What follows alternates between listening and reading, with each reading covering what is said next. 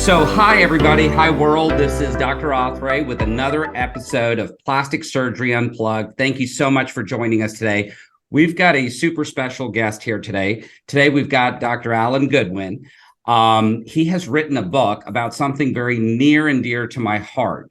So, most of you guys who are following us are probably some ex-patients, and you guys have received post-op instructions, pre-op instructions, and I go ahead and I've included a list of all the psychological and psychiatric stuff that can happen before and after surgery. And so when Dr. Goodwin contacted me and told me about the book that he has written, my ears perked up. Like I am so excited. I've been waiting to do this interview with you. So take it away, Alan. Go for it. Yeah, thanks, Rego. It's really great to talk with you too. This is something that's an important subject to me because of the clients that I've worked with. And the book is behind me. It's, saving face without losing your mind, bringing mindfulness to your cosmetic procedure. And it's all about really the role that mindfulness and meditation plays in Western psychotherapy and goal-directed psychotherapy, which now we think of as cognitive behavioral therapy. That's pretty much always what it is, some form of cognitive behavioral therapy.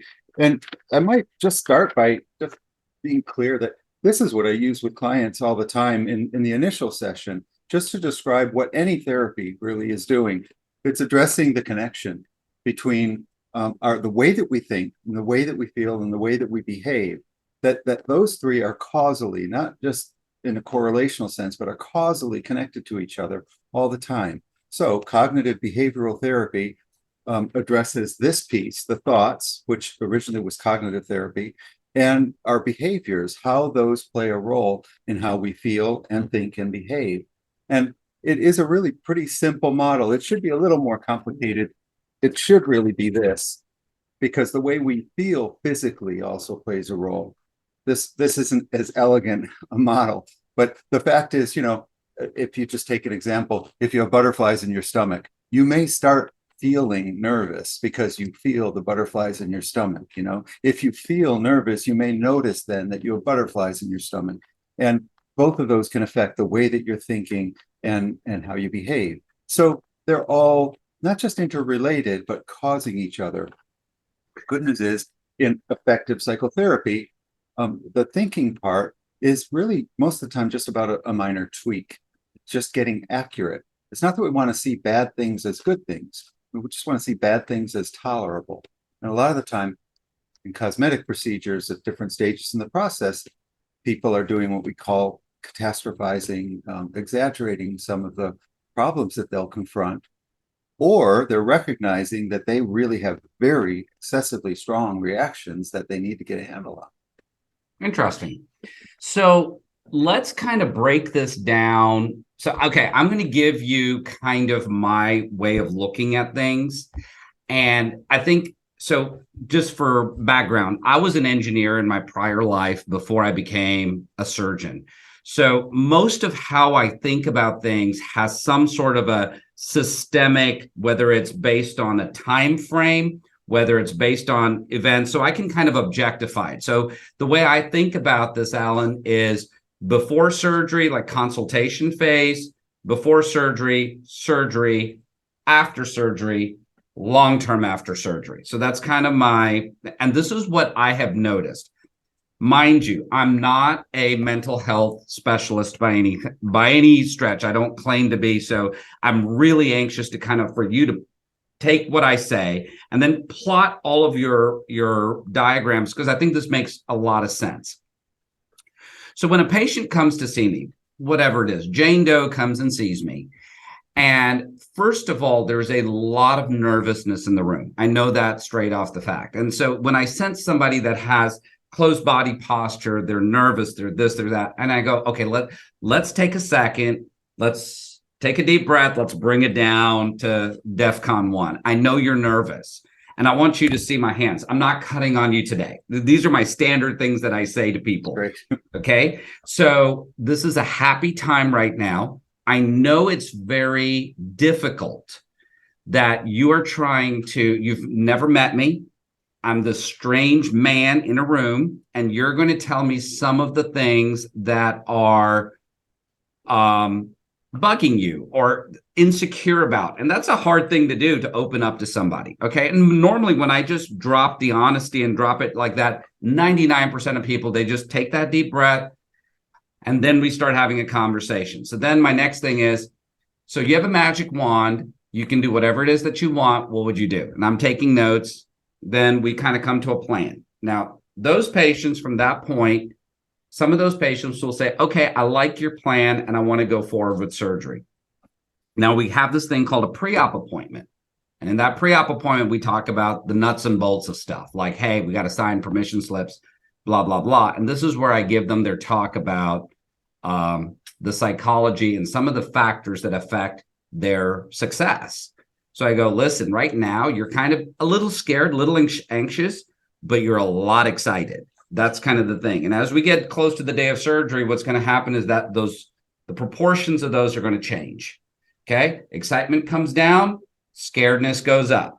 Okay. Which is normal. I had surgery. I'm a surgeon. I go to the OR and every day, but yet at the same time, when I'm having surgery on myself, it's scary. Okay. It's a black box.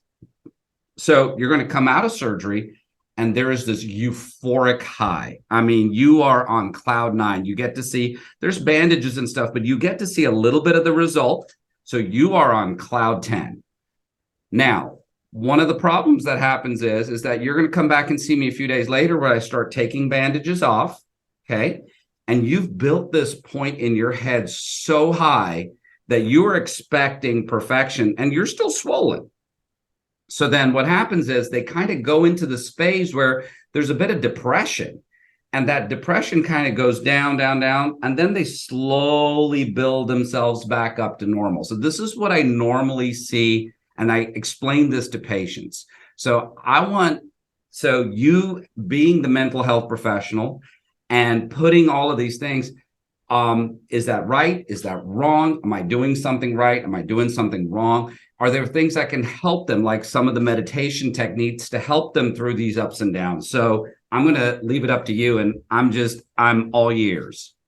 Well, I mean, you're doing a lot right. It's it's a difficult process for everybody, and it sounds like you're doing a really great job helping them to try to approach it in a healthy way. The thing that I think that plastic surgeons need to really appreciate is how much they don't have control over, and also what the patients really could benefit from in therapy is to recognize what they're bringing to the table that causes those ups and downs.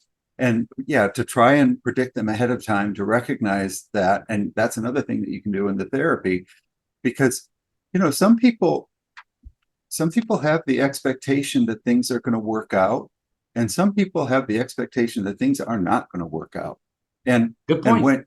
and based on their experiences in life, and when you add the physical, that second model that I showed you, it's so important that it's a simple idea. But even after becoming a psychologist, this really became more clear to me. When you've got a pain condition, a physical pain condition, and that can mean anything physical, it can mean itching, any discomfort, but especially pain. When you've got that on top of emotions, it's more difficult to deal with the emotional piece. So, Could you bring that schematic up one more time, please? yeah, sure. It's just the idea that the physical states and our thinking and our feeling and our behaviors are all going to be interacting. And so when you add the physical pain, those fight flight alarms are much more likely to be going off when someone's feeling stress. Right. And it's much more difficult to be logical, to make smart decisions at that point. And so thinking of that ahead of time can really help. The reason I was so drawn to Eastern ideas like meditation, practices like meditation and ideas like mindfulness, is because they talk. The Buddhists talk about creating space in your mind, and a way to think of it in our terms, Western psychotherapy terms, is really space between stimuli and our responses to them. We can become so reactive. Something happens and we just react instead of responding, which means being a little more mindful about it and recognizing that I have choices. A lot of people are never stopping. They're never just slowing themselves down and recognizing that there's this fight flight thing going on all the time. They're always defended, they're always posturing. And so one of the things that we do in therapy is, hold a mirror up to someone in a compassionate way and help them really get a sense of what's going on. I watched one of your videos just yesterday, just to prepare. I was watching the video of a woman who you operated on, who's a hairstylist, and she was talking about you were talking about the psychological issues with her. That's a healthy, very psychologically healthy woman. Right. Very trusting, very willing, very committed to taking care of herself, to nurturing herself. That's why she was following your orders. And so, the pre-op and post-op instructions that you give, it's so important. But the problem is some people are really not connected with you. They're really not oriented toward trusting other people. And so that's one of the things that I say to people when I talk with them. You've got to tell your physician everything about yourself physically so that he or she knows, any of the risk factors. Some people don't want to tell a physician everything they've had done because they feel like the physician will talk them out of it, but maybe they should be talked out of some procedures. Yeah, I hear that. So I'm going to give you a couple of examples, which I think you bring some. I was taking notes while you were talking, so I remember there's a few things that I think are very critical. So first of all, so when we're talking about plastic surgery, there have been tons of studies done on patients having plastic surgery or contemplating plastic surgery. And one of the things that I find interesting is there is a larger there's a larger prevalence of patients having certain DSM diagnoses. For example, we know that there are larger numbers of patients with body dysmorphic disorder who undergo cosmetic surgery procedures. We've had papers prove this. Now, as a plastic surgeon, you will see some of these patients in your office, and they're all on a spectrum. Like I do have patients that, for example, will say, hey, listen, I've been doing this and I did this and I did this. And you're going, oh my God. But when they talk and you can see where they're going, they have a very logical thought process. And what they're asking for, my job is go, is this realistic? What they're asking for? Can I do it safely? Is it something that what they're doing is either not realistic or unsafe in this person, or it's not going to look good? That's the basic schmeal at that point. Okay.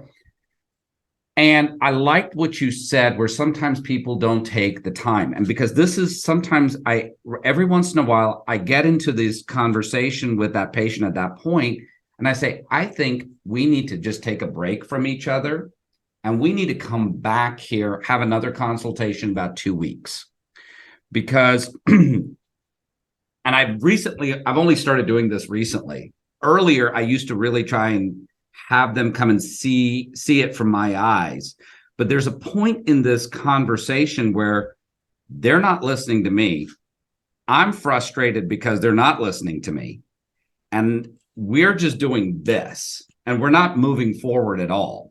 So, and I think that idea of yours of this making space for every aspect is a good thing. Even intraoperatively, there are times where I need 3 or 4 minutes to just step away, kind of just bring myself back to my Zen, and then come back. And I think that's a very important thing. And I like that idea that you just brought into it.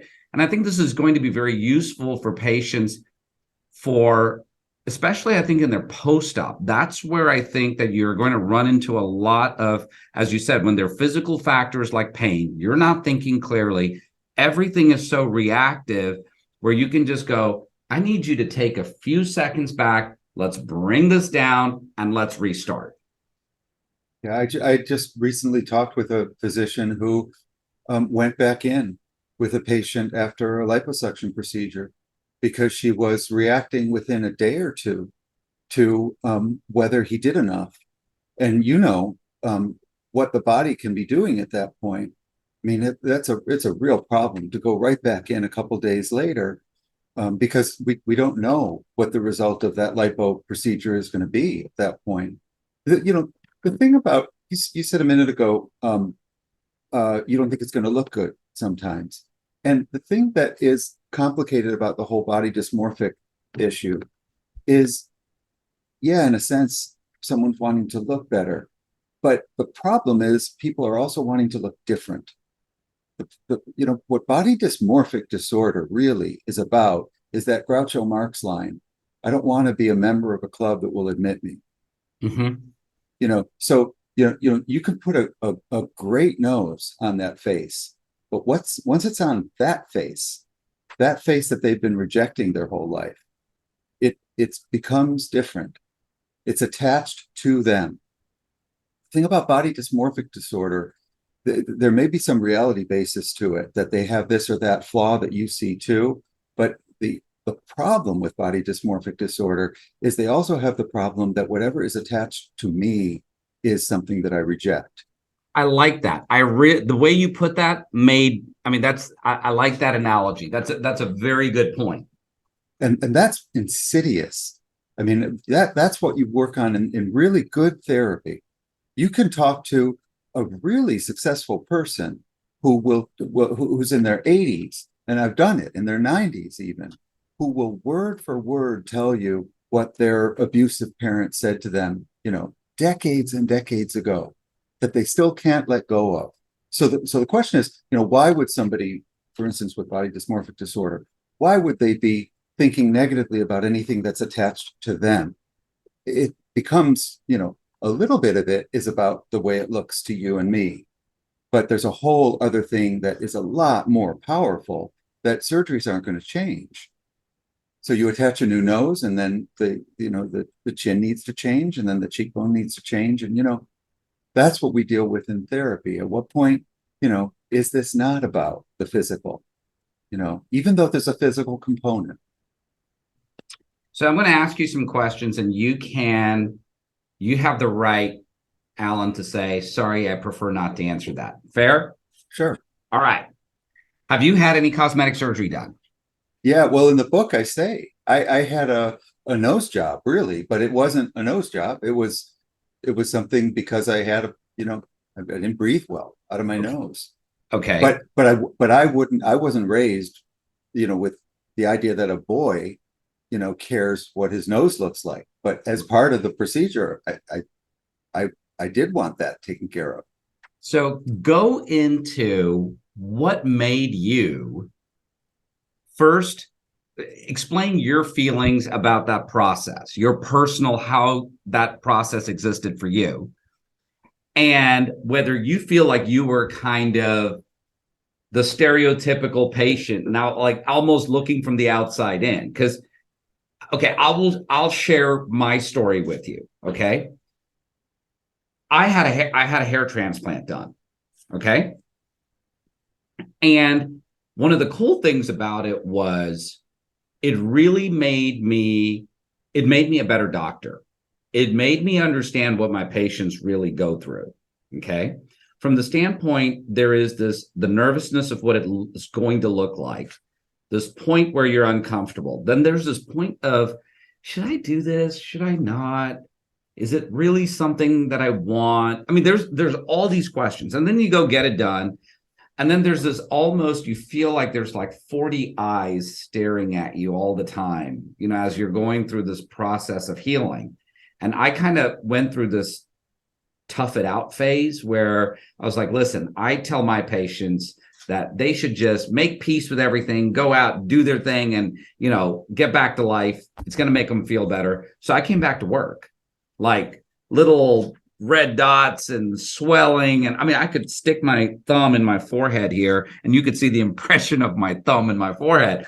And I said, I'm going to do it because I don't feel bad and I'm going to come back to work. So that whole process really, I think it made me understand what patients go through. What are their feelings? What are their fears? And so if you could go through that for your thing and how you may have used some of these techniques in order to ameliorate some of those symptoms? Well, yeah, I mean, the cognitive behavioral techniques I think are just really effective. We've been using them long before cognitive behavioral therapy came along. I mean, it's just being reasonable with yourself, being rational, um, um, keeping things in perspective. But you know, it's complicated because I think as a psychologist, I self-disclose all the time to clients because what this is about, what the work is about in therapy, is working through the difficulty, the struggle of being human, of getting through life, of aging, of changing, of things about you that you're still working on, that you're always going to be working on, you know. So humanizing the whole thing. That's why I'm drawn to the Buddhist ideas. It's not just in Buddhism, but I've been drawn to the way they articulate ideas of like compassion and how you bring that into your life. I've thought about having a sword in my office in a frame, but it would be a sword that doesn't have a handle. Because a long time ago in doing this work, I thought about the idea that, you know, some people walk around with these rules. They're just waiting to catch people violating the rules. Like it's not okay to screw up. And they have this sort of metaphorical sword that they slice people with, you know, they criticize them with because they screwed up. But it's a sword that doesn't have a handle. Because if you adopt that way of thinking, that it isn't okay to screw up, you do tend to have a sense of integrity about it. You're going to beat yourself up when you screw up. So the more you use that sword, the more you're cutting yourself. So you ask about my experience. Yeah, of course, I have my own interest in looking a certain way and in presenting myself in a way that people will react to me in a certain way because that's part of our reality. And so I try to be open about that with clients. It doesn't mean that I would share, you know, everything, all of my, you know, it's not about me. It's not about I don't fill the room, but letting them know that I have my own insecurities to work through and whatever. Sure, I mean it's part of life, but that struggle, you know. So if we don't walk around with that sword, what's the alternative? The alternative is compassion. The alternative is recognizing that when somebody wrongs me, they that wrong is coming out of their struggle, and I struggle too. And so I try to understand that it's not entirely personal. Yeah, they directed it at me, but they were also struggling. And so what we demand of ourselves is a reflection of what we're demanding of other people. And that can really be helpful in deciding what you want to change about yourself, what is just unacceptable about yourself, you know. And so the meditative practices are about just slowing everything down and being present. Really, mindfulness meditation is a really difficult practice. At its core, it's just about being present with yourself. And the terminology I use with clients is that, you know, any compulsive behavior, whether it's, you know, addiction to a substance or to sex or to gambling or to worrying or to analyzing, I mean, in all sorts of ways, we trip, we leave, we go to a place cognitively, which is full of something that we're thinking about or doing. And when we're doing that, really there's a rejection of what's going on right here. So mindfulness meditation at its core is about staying present and trying to give room, leave space for really understanding what your priorities are and where they're coming from. So one of the things that I've noticed in this little talk you've mentioned a lot about is some of the Buddhist principles and how you're incorporating some of those philosophies. So I wish I could have a little like a portable camera. I'd walk you around the office. So I'm originally Indian. I'm Hindu, and so a lot of the principles are very similar. So one of the things we ended up doing maybe about a year ago, okay, is in our front office we have the sand pit with the rake. You know what I'm talking about? Yeah. The little thing, okay. And I purchased it after I went to go see, there was some Tibetan monks that had come to Houston, and they had this elaborate sand painting ceremony. And it was like multiple days. And they wouldn't talk. They had taken a vow of silence so that they could really process their thoughts. They didn't want to be distracted, all this stuff. And they're doing this very intricate sand painting. And I mean, it was done on this.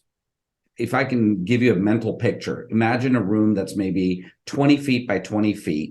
This diagram that they're doing is probably 10 feet in diameter, probably has 15 or 20 different colors, very intricate. And there's all these monks that are working on it on their knees, just doing it painstakingly for days and days. And then at the end of it, okay, they just swipe it, okay? And it's supposed to teach you this idea that everything is temporary. Yeah.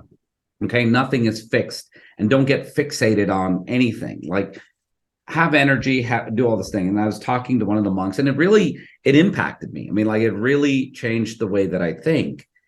And so from that day, I wanted to buy this little sand pit. And so I put it in the office. And it's really interesting. So I love just sitting back here, and I can see the people as they come in, new patients, and everybody, they're all wound up and everything like that. They fill out their papers and all that. But 80% of them will pick up the little rake. Okay. It's so addictive, and they start raking the sand. Okay.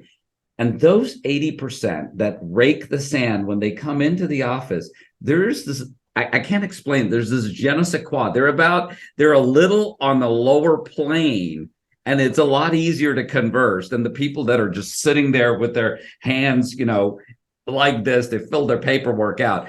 And it's really interesting to watch them as they're kind of, raking the sand. It's really a very interesting phenomenon. I believe it. Sometimes with clients, my office is in LA. Sometimes with clients, when they'll come into the office, I'll offer them the opportunity to do an arrival meditation, like especially if they were, driving through traffic. Right. And in 2 or 3 minutes, we just sit and breathe together and honor that they're present, that they're here. So it's you could think of it also as a transition meditation. Sometimes I talk to clients about how you can do that in your office, right, after a meeting or something, just to transition from one event to another in your mind, also to let go of whatever just happened and to be present. So, there's so many different scenarios. So what made Alan sit down and go, you know what? I see this cosmetic surgery. I see something where I think I can make a difference. I'm going to write this book. What was the eureka moment for you? That's a good question. I guess I should have an answer to it. I worked with a number of people, and there just aren't great resources out there that way that are directed at that. I mean, I found that the resources that are out there are written by plastic surgeons or patients, and they're great resources in terms of, nuts and bolts knowledge about what's available, how you can change. And people do mention, don't go overboard and, take care of yourself emotionally. But it just is more complicated than that, especially because recognizing how people can be self-sabotaging is really complicated, and so sometimes plastic surgeons will talk about this person just could not be satisfied. I mean, I did really good work on this or that, and they just could not be satisfied. And they're not recognizing that, the problem is some people really can't be. The person doesn't recognize, they're not consciously wanting to sabotage everything, but they are. And so helping people to get sensitive to how that can happen in really high functioning people, how we can really not be taking good care of ourselves sometimes, even when we think we are. It's complicated. I was a lawyer before I became a psychologist. And a lot of clients are surprised at that. I think probably most of my clients are surprised at that. But I'm pretty analytical, and I'm pretty respectful of what's so complicated about this. I came to this work getting, good feedback from my supervisors when I started. And I've been doing it over 25 years now. And every day I came to this with pretty good raw skills. And every day I am questioning some of the things that I've done. Could that have been more effective? What really is going on for that person? This stuff is complicated. And so that's what led me to write the book, to trying to shine a light on that, respecting the complications. So I think you bring up an excellent point where what you just said, and I'm going to kind of throw some, I don't know what the word is, and maybe I'm throwing some darts here.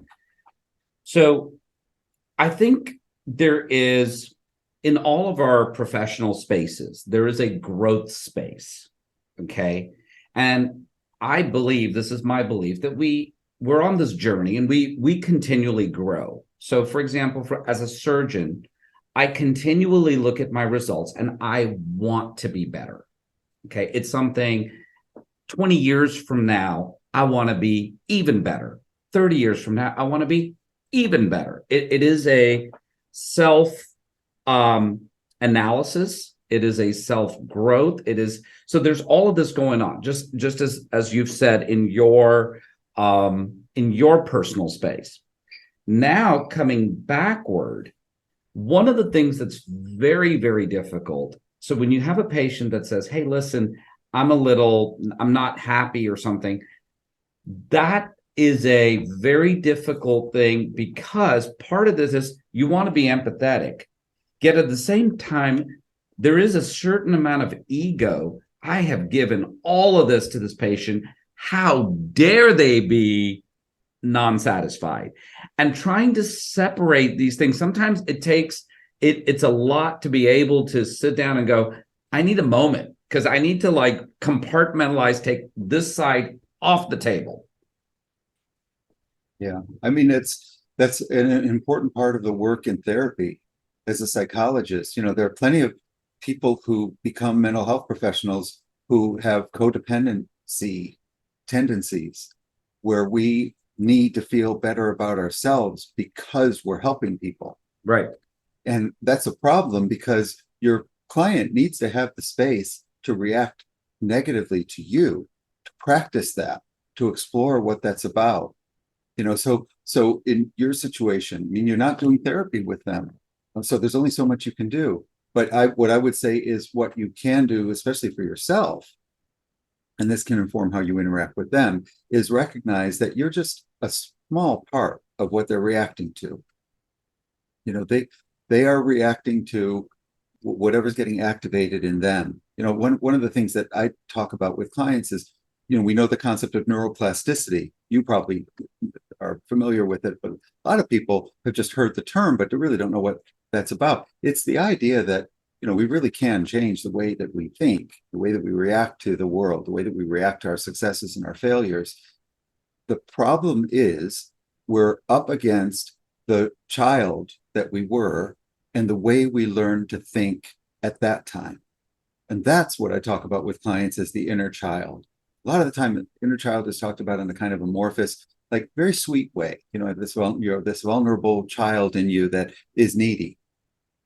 A better way to think of it is, no, you have ways of thinking that you developed at a time when you were much younger and much more simple. Even a smart 5, 6, 7-year-old is much simpler than an adult cognitively.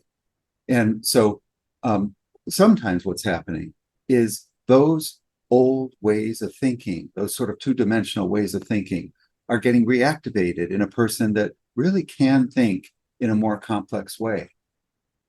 So that's one way to deal with, to help a person in therapy anyway, understand the urgency, the sense of urgency, or this feeling of demand.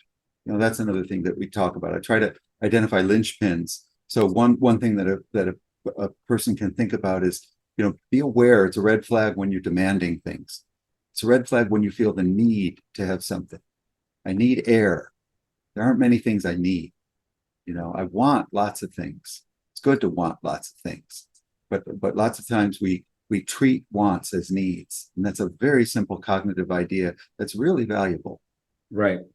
You mentioned children, and I'll tell you my experience.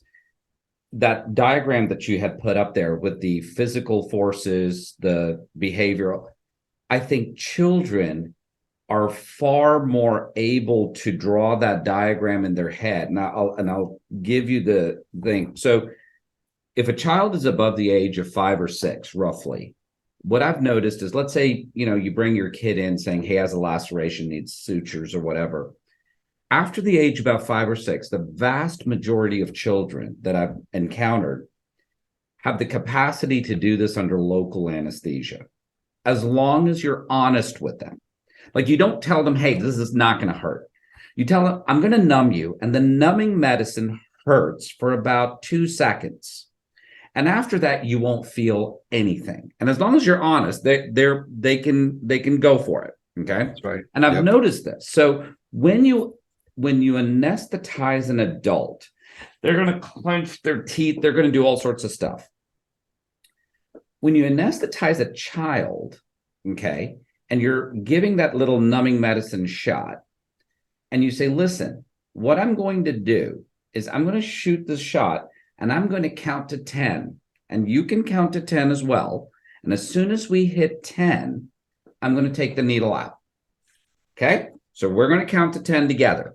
So you go 1, 2, 3, 4, 5, 6, 7, 8, 9, 10. And if you know, every one of these children will go, they'll just kind of drop their breathing.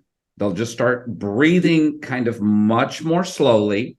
Like they don't clench and do all of this the vast majority of them, which I find is, kind of probably they're doing innately what you would want someone to do at a point, kind of disconnecting. They're there, but going, I need this. These are the tools I have. And they're kind of bringing themselves back down to this base, and they're able to tolerate it very well. Well, you're doing beautiful work with them when you do that stuff. And it's just, it's a great example of what's different in adults and what's different in kids that have been mistreated. Even kids that haven't been, something treated in a way that we would call abusive, might have difficulty trusting something that you just described you do. But I would say that is the thing to do. The problem is you'll have kids, I was every reaction smiling as you were talking, because I had allergies as a kid. And so when I was a kid, they gave you the 60 allergy shots, the test. Yeah. And then I would go weekly and I'd get like 30 shots in my thigh. And the first time, out to this day, I see that office. I remember asking the nurse the first time, it was a new shot, could you just do one? And just so I know what it's like, just so I know, really just what you said. I asked the nurse to do that, and she agreed to it. And then she didn't. She kept going. She didn't stop. And so you have some people who have, and I think I've worked through that, but the impact of that, but I can describe it to you still. And so that those experiences of the betrayals that cause people to not be so trusting. And then you take, lots of experiences of hurts. And people, adults are different. They're bringing a lot more baggage. Yeah. Well, this was an awesome talk. I learned a lot from you, Alan, and I think I'm going to take a lot of what I've learned here and kind of apply this.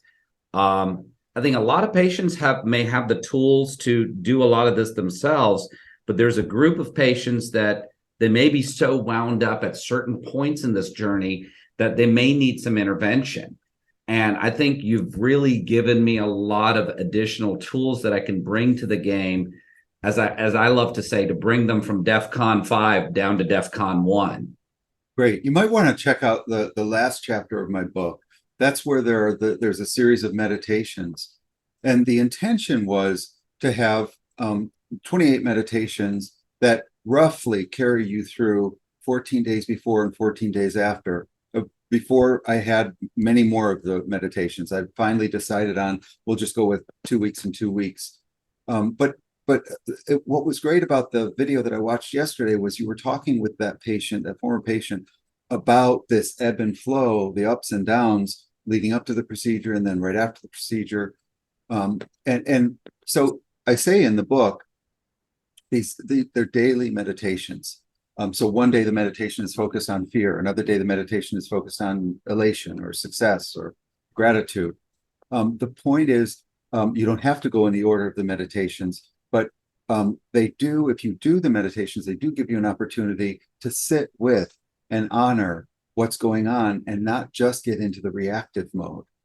Because that's what happened with that surgeon who I told you about, who went back in and did more lipo on somebody 3 days after the procedure because the patient was freaking out. I don't think you did enough here or there. And so we have to have some practice if we're healthy. We have to have some practice for coping with, the reactions, the unhealthy reactions. And I think some of the power of some of the lessons that I've learned from you today is not just for the patient. I mean, for me personally, I mean, I'm as you were talking, I'm writing little notes down for myself. I mean, because after all, as you very well said, we are human as well. I mean, we practice an art and therefore we were put here and we're looking at the patient from this kind of up-down philosophy. But once the lights go off and I get to my house, I need to look at myself as well as a human, and I'm seeing that a lot of what you're putting out there is useful from that perspective as well. Yeah, yeah. I lean on the concept of struggle all the time. One of the ways, there aren't so many ways, but one of the ways that I disagree with the Buddhists is some Buddhists will talk about how suffering is inevitable. Life is suffering. I don't think that's as helpful as saying struggle is inevitable. And that it's the people who don't accept the inevitability of struggle that suffer. That we don't have to suffer. We do have to struggle. Right. If we can accept the struggle, we cope with it better. Correct. I like that. So, couple of things. First of all, to all our viewership, if you could let them know where to get your book, all your details, your Instagram handle. I've been now following you on Instagram and I love your little videos that you put out there. It's kind of like one of my things in the morning as I'm reading my coffee. Let's see what Alan put out there today. I mean, cool. it's a challenge for me to see, and I enjoy it. So giving you some feedback. I love seeing your little videos. Awesome. I'm really glad. Yeah, on Instagram and on TikTok. Yeah. They're quick, they're brief, they need to be. People's attention spans are so brief. But that's what the book looks like. It's on Amazon, and they can get the hardcover or the soft cover or the Kindle edition. There's going to be an audible edition. I don't know when that'll be, but that's not available yet. And I'm in LA and I'm on Instagram and TikTok. It's just DR and then my name, Alan Goodwin. Yeah, my office is in LA. I couldn't do psychotherapy with someone outside of California, but I could consult with them if it's in a coaching way. Great. So to all our viewership out there, Dr. Alan Goodwin, the book is excellent. I've read the book. It's phenomenal. I highly recommend it. At the end of this little podcast, we will go ahead and it's going to be on our podcast channel. We're going to put it on our social media platforms as well as YouTube. I'll go ahead and put his Instagram handle on there, and some of the details about him, as well as the title of the book. And I will go ahead and if you could do me a favor, Alan, just send me the link on Amazon. I'll go ahead and put that on there as well so they can click directly and it'll take them to the Amazon site.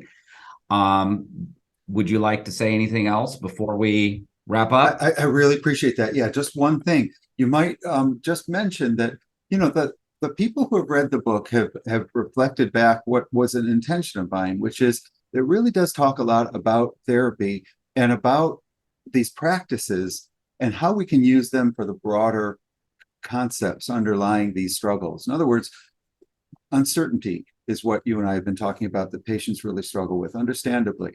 Self-esteem, changing, how we cope with those things, aging. That really is what we do in therapy all the time. And one of the things I wanted to do with the book is just help people understand how you can make a difference if you can find a therapist that can really be helpful to you.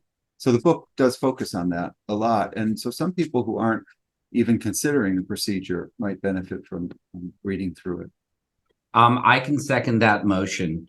And I think whether or not you're considering cosmetic surgery, I mean, we're doing this from the perspective of cosmetic surgery, but I think there's, as I just put out there, there's a lot you can learn from this just by reading the book. I mean, I got even more talking to you right now. So, and I'm not undergoing a procedure, but it still helps me in my daily life and how I cope with stuff. So, that kind of, anything else you'd like to share, Alan? No, I just really appreciate the opportunity. It's fun. Oh, talking with it's you, been a Robert. lot of fun. I truly appreciate your time. I guess it's pretty early out. Your time's 2 hours earlier. Here it's a nice late morning, but it's a little earlier for you. So thank you so much for joining us. This is another episode of Plastic Surgery Unplugged. I'm Dr. Raghu Athre. Stay tuned, subscribe to the channel, and we'll have more fun episodes coming along your way. All right. Thanks, Alan. Okay. Appreciate Thanks it, so man. much, Rocco. It was really It nice was a lot of fun. A lot of fun. Yeah, really All right. appreciate it. Thank you. Okay. Thank you.